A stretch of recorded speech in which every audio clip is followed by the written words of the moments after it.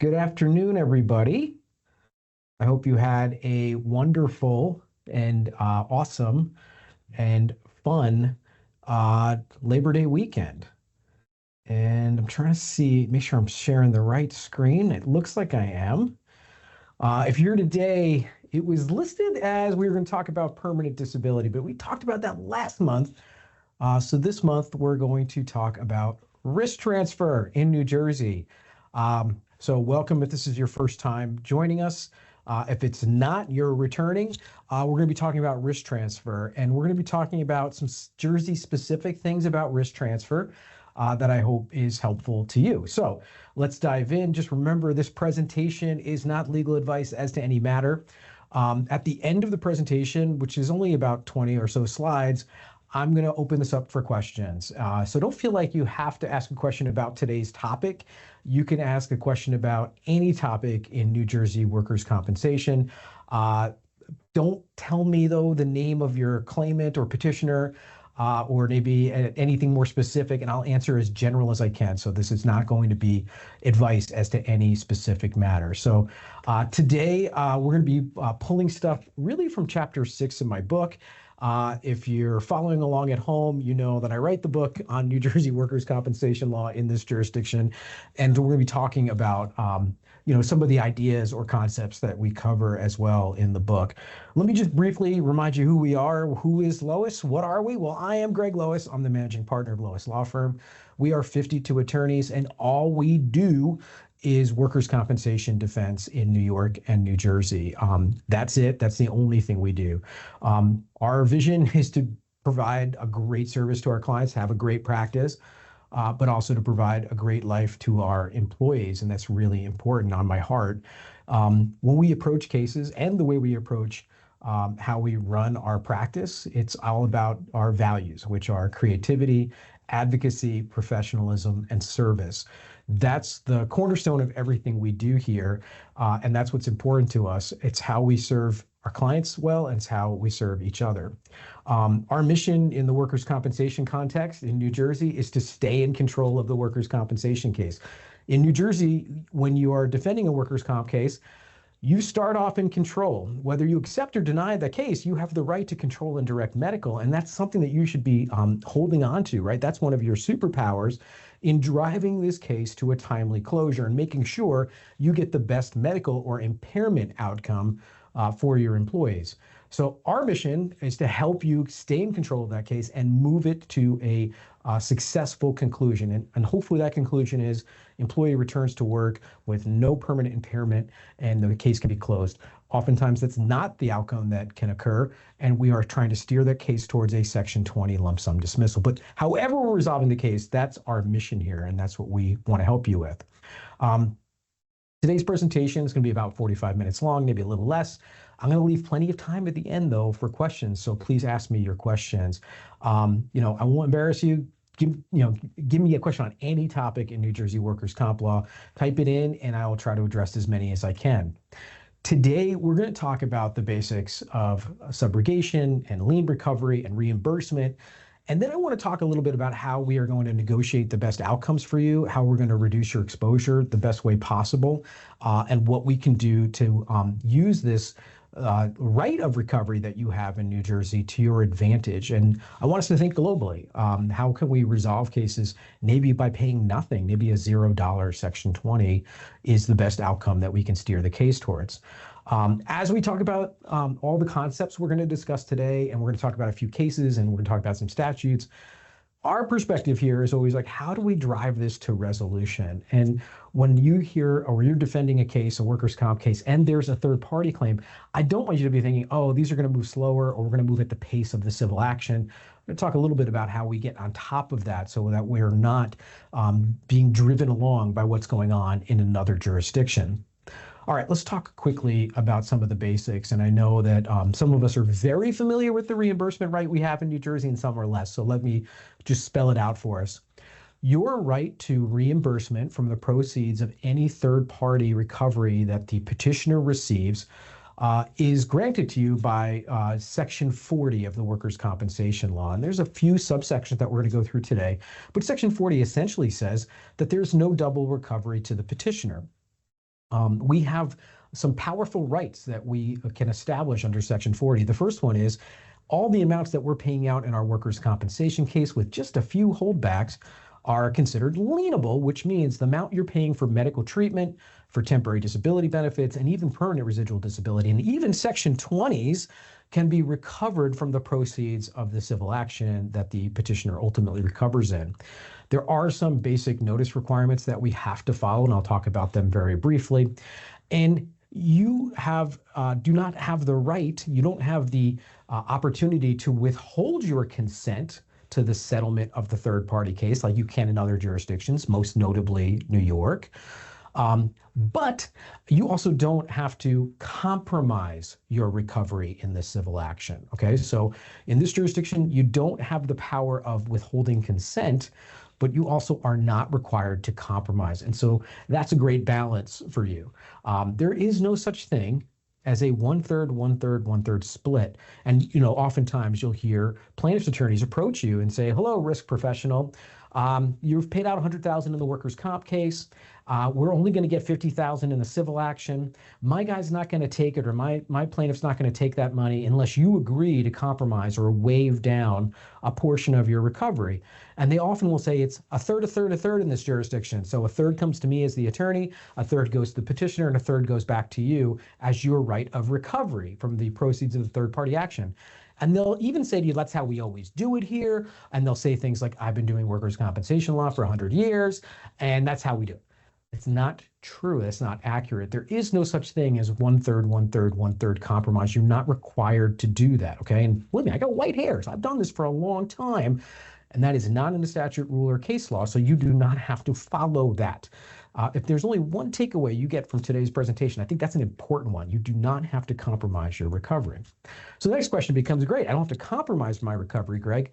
What do I get back? What is lienable? Now, we use the term lien to refer to the amount of money that you get to recover or be reimbursed to you from the third party action. Lien actually has a different legal definition, but in this context, even the case law calls that your lien, your recoverable lien. And so that's why I'm going to use that language, even though it's a little bit imprecise. It's kind of a term of art in this context.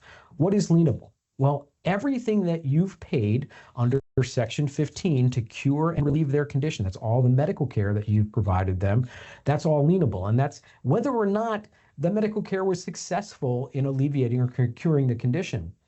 It's also whether or not you ultimately accept or deny the case. So even though your case might start as accepted and then you move into denied status and then it goes back to an accepted status, it doesn't matter what your legal position is, any amount that you've expended for medical care. And the next is any wage replacement benefits you've issued. New Jersey has a concept in the statute of temporary total disability. So any amount you've paid in temp total, that comes back to you. By practice, New Jersey has adopted temporary partial disability. So again, any amount of money, any reimbursement you've made to the petitioner for lost wages, that would be recoverable. And finally, permanency, any amount you've paid for permanent medical impairment, whether that's a scheduled loss of use award like hand, finger, eye, foot, toe, or whether that's a permanent partial disability award, that is all lienable. Now, the other interesting thing is Section 20 lump sum dismissals are not technically a payment of compensation under Section 20 of the statute. But we love Section 20s, and I hope you do too. Why? Because it means you get to pay a lump sum dismissal. Goodbye, your case is over, never come back, right? We love Section 20s in this jurisdiction. And technically, it's not a payment of compensation, so technically, it should not be lienable. But, and I'm going to point out to you some case law that says you are allowed to demand reimbursement for even amounts you make in Section 20 as long as you reserve that right. And I'll show you how to do that next. What other things are lienable? Well, basically any amount that you've paid, whether that's for transportation reimbursements or prescription medications or durable medical goods, rental of a wheelchair, anything would all be recoverable. What's not? Okay, what's not lienable? Generally, the cost of our own independent medical examination, because that's something we're doing for our benefit, not for the benefit of the claimant.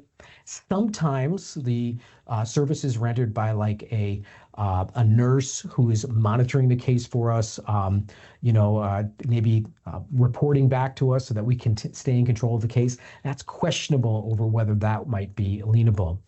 By statute, there is no lien or recovery of funeral expenses that we've expended on behalf of the petitioner. So again, I said earlier, even a non-compensable case, ultimately deemed non-compensable, the amount that you've paid in the workers' compensation action can be recovered to you. But there's no automatic liens or right of recovery on a Section 20.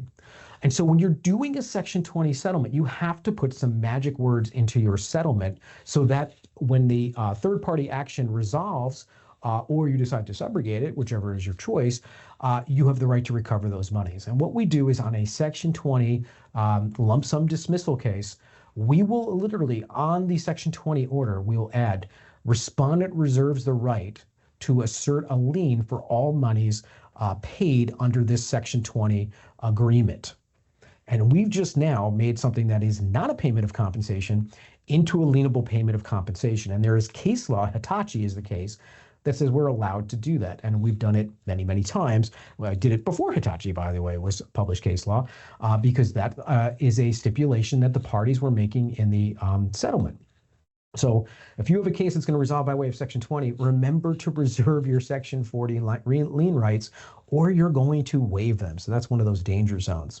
The last thing that's not lienable is additional amputation awards. New Jersey's scheduled loss of use statute allows for an extra payment of compensation in case of extreme amputations. That is not lienable and it's excluded by statute. What kind of recovery? So what kind of civil actions brought by the claimant or recoveries that they obtain do we get money back from? Well, the first is legal malpractice claims against their own attorney. Medical malpractice claims, and we just had a crazy one. I'll just share this one with you. We had a case in which the petitioner was getting a surgery that was done at an outpatient surgical center. During the surgery, I know this is going to sound insane, the ceiling collapsed and debris from the ceiling fell inside the petitioner. Now, that's probably the most cut and dried case of medical malpractice I've ever seen. I mean, they're doing it in such an unsafe way that the ceiling collapsed on top of this person because you're doing it in this shady outpatient facility. Any amount recovered because of the complications resulting from that, you know, the debris, the sepsis, the infection, all those things, as a medical malpractice claim will come back and actually reimburse us in the workers' compensation case. So be mindful of the potential for those kinds of reimbursements.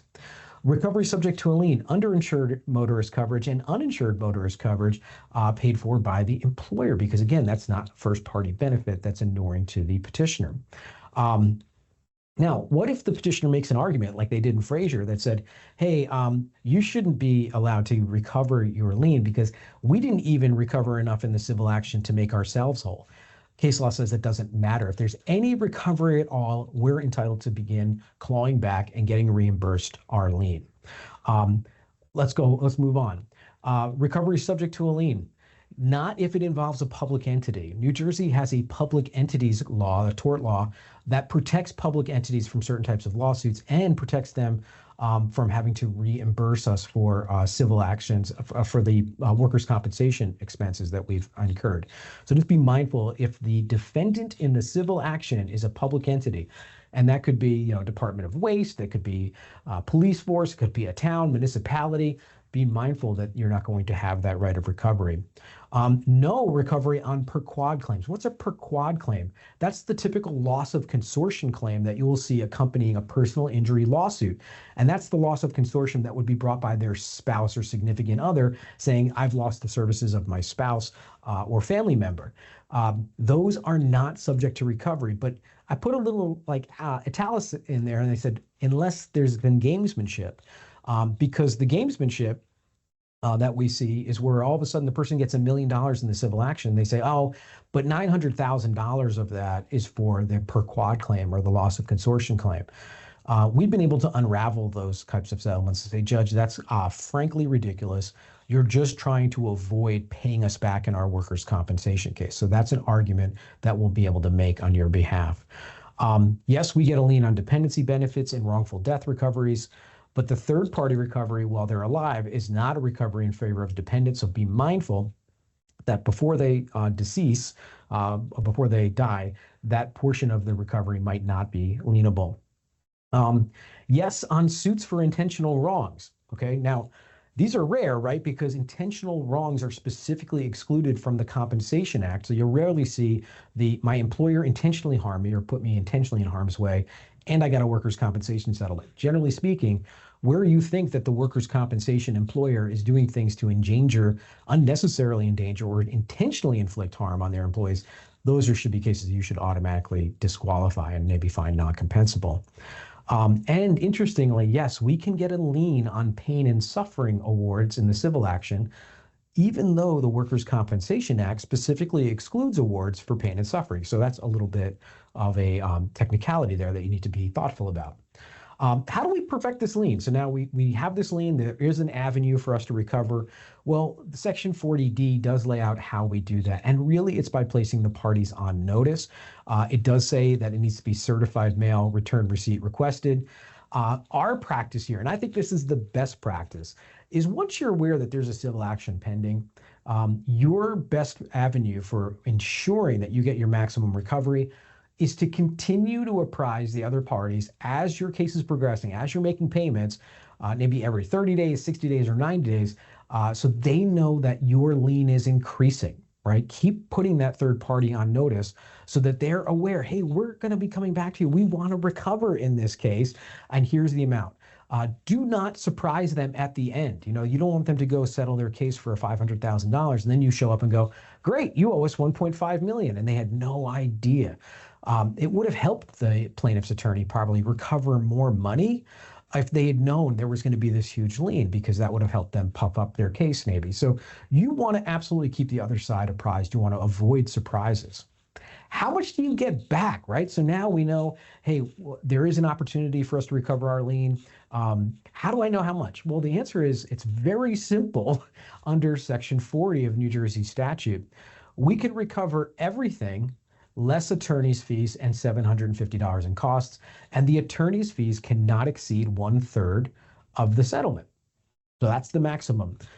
But I want you to think about that. The statute says we can recover everything up to 1/3 of attorney's fees. I'm sorry, we can recover everything, but only be reduced by attorney's fees up to 1/3.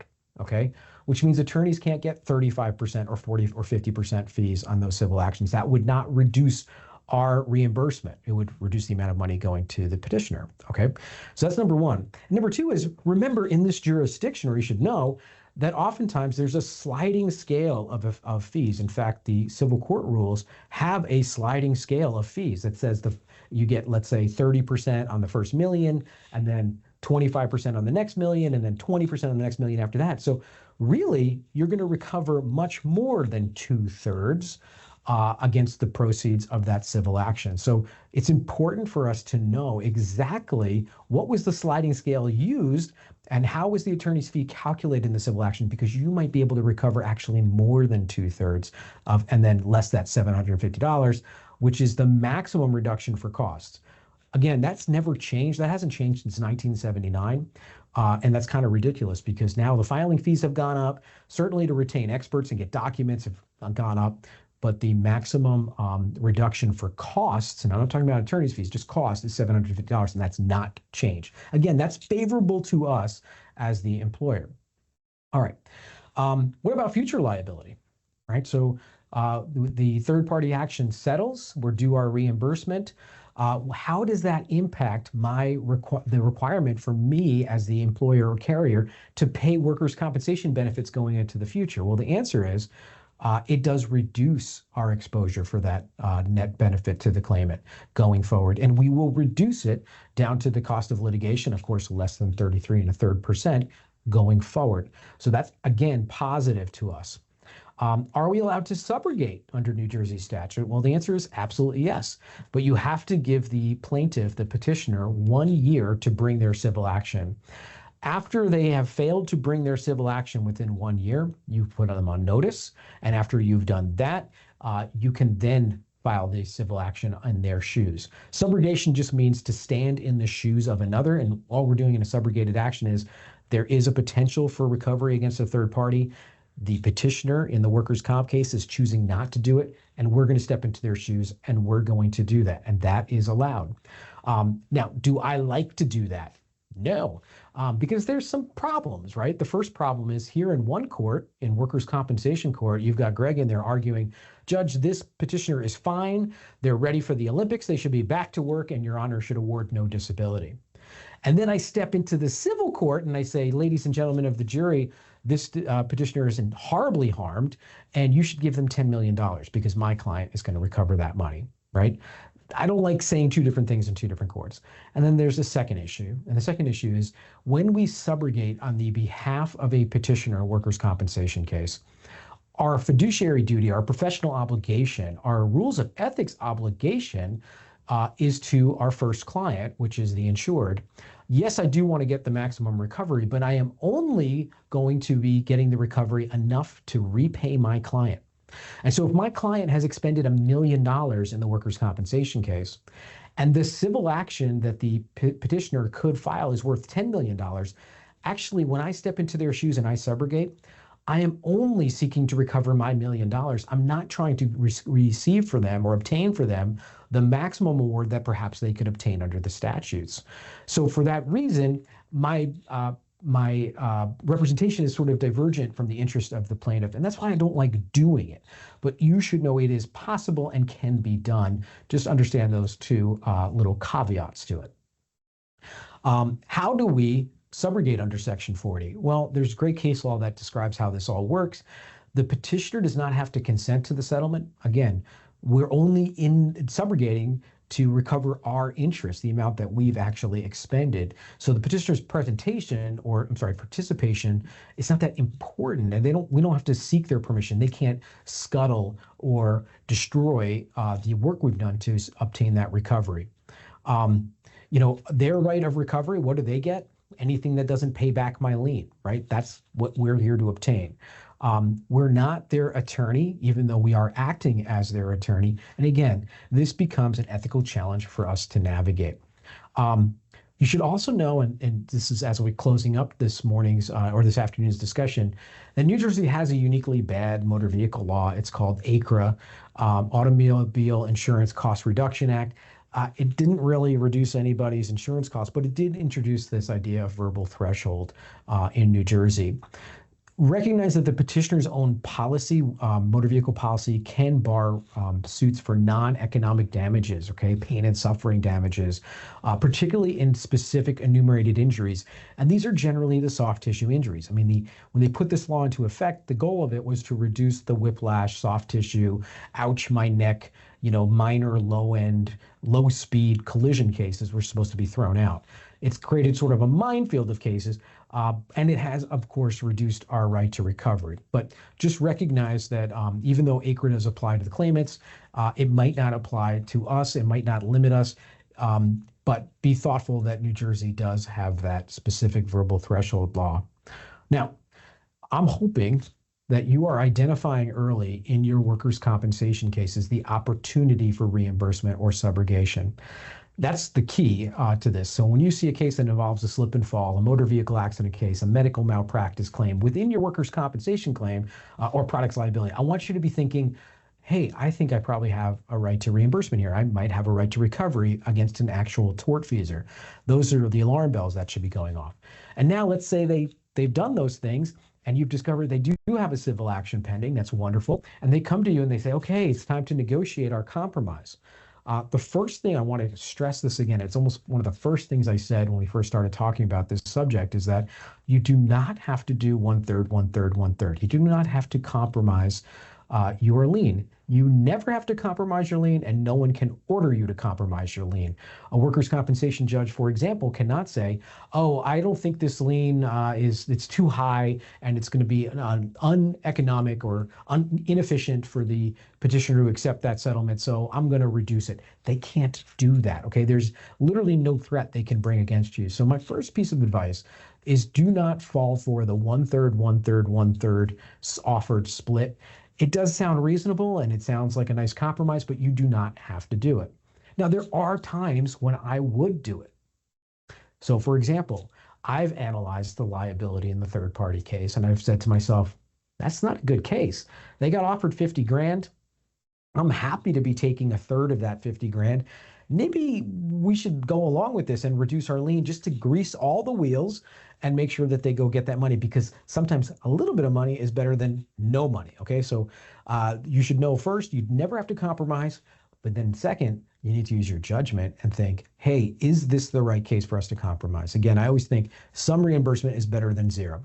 Now, I want to arm you though, because the plaintiff's counsel is always going to come to you and tell you how terrible their case is. It's a terrible case, Greg. My expert's a fool. I can't believe the other side offered me $100,000, but they did. Greg, I want to take this, but I can't unless you guys compromise. Okay, you don't have to take their word for it. In fact, my advice is do not.